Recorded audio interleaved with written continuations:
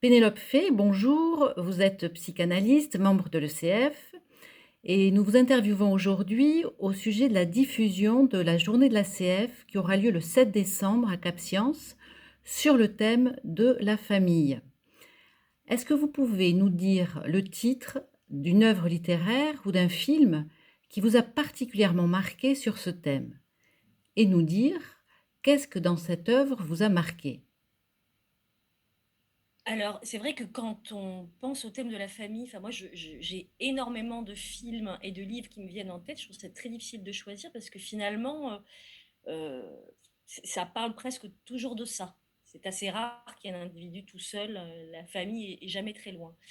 Alors après, si je devais en choisir une, voire deux, parce que c'est vraiment cette question-là qui m'intéresse via le thème de la journée de la CF, deux livres. Le premier, qui est assez connu, c'est Juste la fin du monde de Jean-Luc Lagarce, qui a été adapté au cinéma par Xavier Dolan. Et l'autre, qui est un petit livre de Maurice Ponce, qui s'appelle Métrobat. Et alors, je pense à ces deux ouvrages parce que finalement, si on reprend, enfin, ce que dit Lacan sur la famille, il y a l'irréductible d'une transmission, et au fond, c'est une constitution subjective qui se transmet. Et au fond, ce qui est subjectif, euh, au regard de la psychanalyse, c'est deux choses. C'est à la fois euh, le réel, hein, la jouissance, et les signifiants, le symbolique.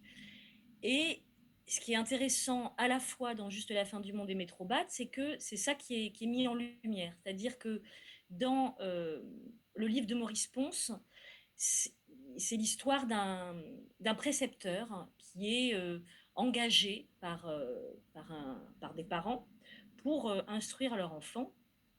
Et finalement, l'arrivée de ce précepteur va dévoiler, ou en tout cas mettre un peu en lumière ce qui était souterrain, à savoir quelque chose du secret qui est toujours un peu tapi dans une famille, quelque chose du non-dit, quelque chose d'un désir enfoui.